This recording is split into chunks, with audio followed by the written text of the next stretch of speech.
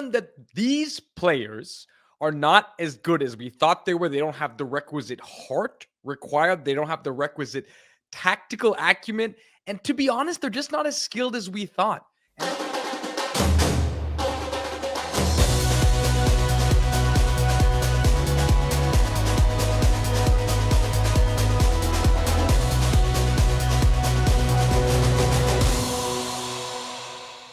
Welcome to the ISB show. I'm your host, Sahil, here with Rahi. We have just finished the CONCACAF Nations League. And Rahi, you predicted Mexico to win. And you were correct. Mexico I told did you. win the CONCACAF Nations League. You're right. I told you there was a feeling about Mexico, about Raul Jimenez, about this team, about Aguirre back. They were good, man.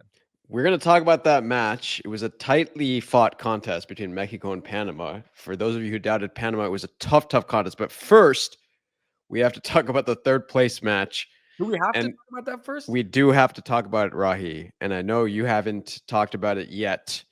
But here's your opportunity, because U.S. men's national team lost. That, of course, means the Canadian men's national team won. And, of course, Canadian fans, we will talk about how well you did.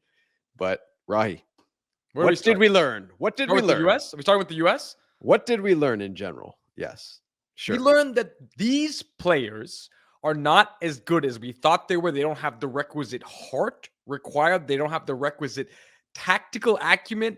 And to be honest, they're just not as skilled as we thought.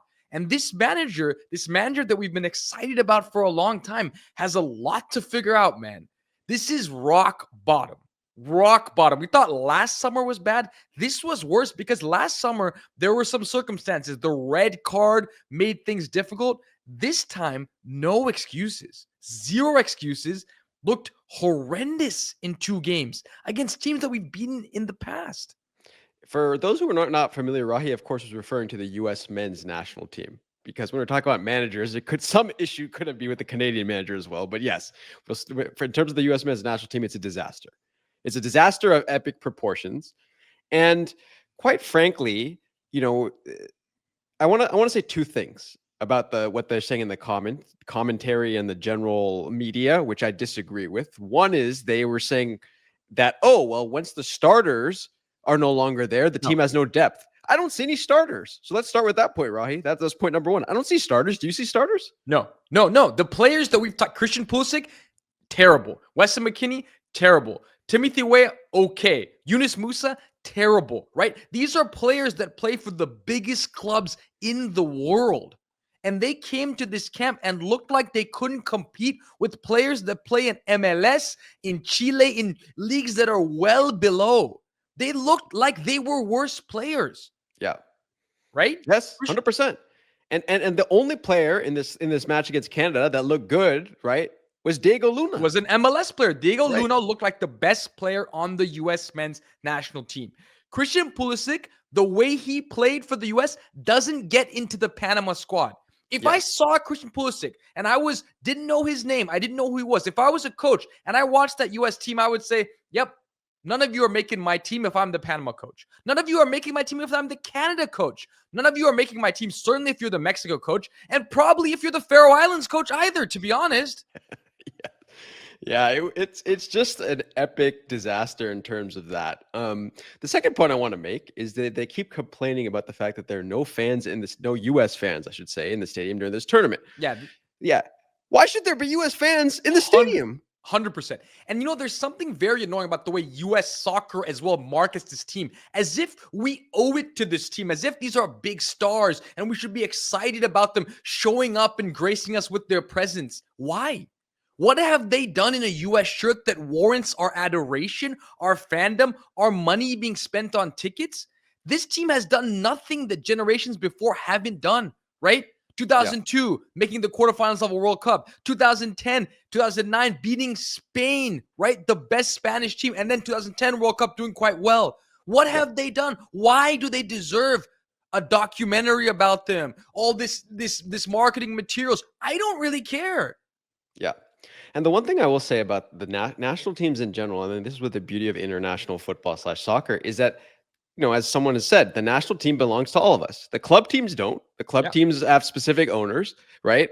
and they buy players and what have you. The national teams belong to all of us in some capacity, Absolutely. and they represent all of us in that sense. So if you're an American, you are in some way, shape, or form represented by these 23 individuals that are picked, and they have a choice of picking anyone in this country to play for the national team. And they should look beyond the player pool, because if that's what they're going to put on the field, I don't care where you play. Diego Luna, yes, you should start. You should start over Christian Pulisic, over Weston McKennie if need be. Hopefully it doesn't come to that, but absolutely. And hey, by the way, empty stadiums, how many empty stadiums have you and I and Roy and all the U.S. fans sat in and watched terrible U.S. teams and watched U20 games? Don't come to me about empty stadiums. It's hard for you to play in front of an empty stadium. I've been to so many U.S. games, watched bad teams over and over again. Don't come to the fans and tell us that we should attend that crap we saw on the field. Yes, 100%. 100%. I think it was just a mess overall. Are you ready to switch gears and talk about the good, or do you what do you want to leave with the US? Yeah. Well, we could get to some optimism maybe at the end, because there is something to be optimistic about. But we'll get to that in a second. No, I wasn't going to talk about the US. I was going to say, let's just talk about the optimistic stuff, because the other three teams actually played well in this tournament. Well, the one thing I'm going to say, if you're a US fan, is this is not going to tell what happens a year from now in the World Cup, a year and a half from now. Time and time again, we've seen that teams, what they do the year before doesn't really have bearing on how they perform in a World Cup. And yes, there is time. Things could change, and hopefully they do change, but they have to change drastically. The best example I can give you, remember Brazil, Confederations Cup, winning that, beating Spain in the final before having that World Cup at home. We thought they were on a tear. By the way, the next World Cup, the year later, they lose 7-1 to Germany, right? So these, don't be fooled by what happened in this tournament. Yeah. All right, we're going to close the chapter for now on the U.S. men's national team. Yeah, I want to talk about Canada. Can we talk about Canada? Let's talk about Canada. Yeah, so Canada, let's talk about them. What do we got? Utter disappointment. If I'm a Canadian fan, I'm thoroughly disappointed. I'll tell you why. They played fine. They played quite well. They were actually competitive, and they had moments against Mexico, and yes, they beat the U.S. But if I'm a Canadian fan, I'm tired of this. A meaningless third-place game, you beat the U.S. Fine. A friendly, you beat the U.S. Fine. But when is that moment where you're going to win a tournament, when you're going to get that big victory against the likes of Mexico and the likes of the U.S.? You're talented, more talented than Mexico, more talented than the U.S. You're probably the best team in CONCACAF right now. But the naivete of this team and the way they played and the goals they gave up on the other end, and yes, the way they were coached, in my opinion, let this team down. And if I'm a Canadian fan, I'm not happy. I'm disappointed, because this was an opportunity against a Mexico team that's okay, a Panama team that was playing well. They could have won this tournament. Yeah, look, I'll say this. I was at the game, of course, the Canada-Mexico game, and that call that it should have been a penalty, right? So we don't know what would have happened after that. Yeah, I get that. So my point is, I'll give them that, like that particular call. But in general, could they have still lost the match? Yeah, probably. I mean, they probably could have still lost the match. Just the way things were going, I didn't see too much necessarily that would say that necessarily like Canada was super dominant or anything like that. It was an even match. It could have been an even match after that, right? In this particular match, was the Canadians better than the U.S.? Yes. The U.S. was utterly poor, utterly dismal. And then the fact of the matter is that Canada was, yes, a step above them, but this wasn't a fantastic. Why does that matter? You won a third-place game against the U.S. This Canadian team, think about these players. Alphonso Davies, yes, he got injured in this game. Ishmael Kone, right? Expensive player, big transfer, right? Alistair Johnson, fantastic player, great defender, right? The list goes on. Jonathan David, one of the hottest strikers in Europe. Why is the coaching staff and why is the narrative that Canada is an underdog, that they're disrespected? Honestly, I think this narrative about them, like everybody being against them and that they're the little minnow trying to climb up the ladder, that is not serving this team anymore. And Jesse Marsch and his angry rants and his sort of underdog mentality, that's not what's going to help this team. They need to stop playing and thinking they're the underdog. They need to start playing like a favorite, because that's what they are. Step out there confidently, control the game, play with a little more calm. They're at this moment, it's too helter-skelter for the team this talented. They open themselves up to problems at the back the way they go forward, in my opinion. Yeah. No, that's a fair point. And of course, Jesse Marsch today ended up in the stands because Yeah, he got a red card. Yeah. a Yeah. ridiculousness. And I read some of the Canadian press, and they're saying, well, we're happy he stood up for his team. No, that's not. You need a professional manager in that moment. That was not even close to being a penalty. We saw that, right? Yeah. It You was need your not. manager Yeah. on the sidelines. John Herdman tried this, right? And he took them to a certain point with this angry rant. But then look what happened in the World Cup, right? He said, it's us against the world, and then Croatia completely decimated them. This is a good Canadian team. Accept that you're a good team. Accept that you're the class of CONCACAF and behave that way as a manager, as a team. Don't ask. You've earned the respect. American fans, Mexican fans, we are very scared to play Canada. But for some reason, the coach still believes they're an underdog. To me, it just makes no sense. Yeah, I will say this. I do think that the helter-skelter component of what you said, I think there's something about that because, like you said, it's a team that's that talented and that good, Yeah. and there's no reason to allow the goals they do, allow some of the defensive lapses they do, and I think they need to clean that up. We've So seen this from Jesse Marsch in his club days, right? When he coached Red Bull. Sometimes it's good to possess the ball and calm things down. Look, against the US in the third place, they looked much more comfortable, right? They looked calmer on the ball. Against Mexico, I thought at times they were their own undoing. Yeah. Well, look, Canada got third place. It's no consolation. I mean, I get it. to them. I'm not saying this because I'm angry about. I'm saying this because I think Canada deserves more. As 100%. talented as this team 100%. And I've always been big on this particular Canadian team. And I they're wish very them nice best. guys as well. As we keep going back to saying, we met them in Vegas and they were all very nice guys and we hung out for a little bit. So it's fantastic. All right. We got to get to the final now. Moving on to Mexico beating Panama. What did you have to say about this game? It was a weird game. It had ebbs and flows. And I thought for a while, okay, Panama, man, really stepping it up. And then it ends with the most ridiculous handball, which then just hands the ball right back to Mexico. Hands the whole thing right back to Mexico. Yeah. A ridiculous handball. I actually haven't seen anything like it. It was that moment, mental lapse. I haven't seen anything like that in a while. It's a ridiculous decision. It's a ridiculous moment. And it ends up costing Panama the game. But to be candid, the second half, they weren't in the game. They were in the first half. But give them a ton of credit. Really incredible performance this entire tournament from Panama. The first half was brilliant.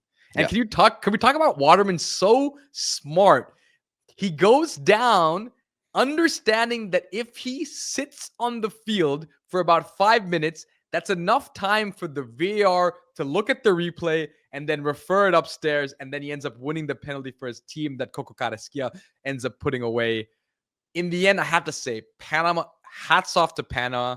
They were very, very good for large periods of this game. But in the end, I think Mexico were the better team. Yeah, and Fajardo, another great performance. Martinez Martinez was incredible. Yeah, the whole team played excellent. And it's time to start calling Panama absolutely. a good team. They've separated themselves from the other rest of the pack. We have a lot of Jamaican fans. We know, El Salvadorians, Guatemalans, whatever it might be. But when you talk about the difference between Jamaica and Panama right now, there's a big gap. 100%. I would put Panama above the U.S. right now. Yeah. No, I mean, they've earned it. They've beaten the U.S. 3 times in a row. In this moment, yes, absolutely. They're a better team than the U.S. And the way that, that's just the truth of it. Okay. Let's talk about the team who won the tournament, Mexico, because it was basically the Raul Jimenez show from start to finish. But the more impressive than that, I thought, was just how they took this tournament. Like that in terms of the effort they put in, the seriousness they put in. Every single match, you saw this team came to play and they came to win. Yeah, and coaching. If you look at the two teams in the final, the two best coaches in this tournament, I mean, the ones that coached the best in this tournament were in the final. And playing those two strikers together, Santi Jimenez and Raul Jimenez, was, I think, a stroke of genius from Aguirre, and it's what made the difference. And yes, both Santi, let's give Santi a lot of credit too. He really did a lot of good work. Raul takes he's not the Indian Raul Jimenez, but Raul Jimenez takes the credit for, I think, some incredible moments. And when you have a player that's that influential and in such a good moment in his career, I think can really elevate a team. Again, I don't know what this means about Mexico. Does it mean Mexico's back? I don't know. Does it mean Mexico is going to transfer this over into next year? I don't know. But this was an impressive tournament performance from Mexico. They looked finally back to the old Mexico. Those couple 3-4 years of the doldrums, that's gone now. It feels like the normal Mexico. I don't know that I see the next level from this team yet, but that's a conversation for a different day. Let's talk about the fact that they won the tournament. They deserve to win the tournament. And like you said, it's because they came into the tournament with the best spirit and the best intensity, and they took it by storm. The best coaching. I think under Aguirre, they feel comfortable. They've seen him before and they understand. You can just see that, like you said, Mexico of old. It feels more like the Mexico of old. And I think standard, normal, scary L3. Yeah. And so congratulations to Mexico and Panama and as well, and Canada for getting the third place match. We will leave the other that fourth team out. But so anyway, everyone out there who enjoyed the CONCACAF Nations League, hopefully enough of these teams bring their top players to the Gold Cup this summer. I'd love to see this all. I mean, they will. They have to, because this is the summer before the big summer, right? The World Cup next year. I can't imagine any of these teams would take their foot off the gas and not bring the best team they could, because what other preparation do you have? 100%. I mean, there's going to be the Club World Cup, so some of the players will be obligated, of course, to go to that. But the ones that are not there, all three of these teams, especially Canada, US, Mexico, and need to bring all their top players, and I'm sure Panama will as well. So for those of you who enjoyed the CONCACAF Nations League, let us know your thoughts in the comments about the teams that we discussed. Let us know if you agree with us, you have different opinions. Rahi, any final thoughts? Otherwise, we're closing up shop from this tournament, putting it behind us. I mean, all I got to say is congratulations to Panama. I was really impressed with Panama. If we can get all the Panamanians to switch over to the US, I think we'd have a good team. Yeah. And Canada, look, all the people in the comments who said you'd beat the US, you were right about that. The ones who said you'd beat Mexico, not right about that one. I was right about that as well. I told you about that one. Yeah. Don't mess with Mexico and Azteca. I mean, SoFi. Yes. So, all right, everyone. For those of you enjoying these videos, please subscribe to the channel. And as I always say, keep watching the beautiful game.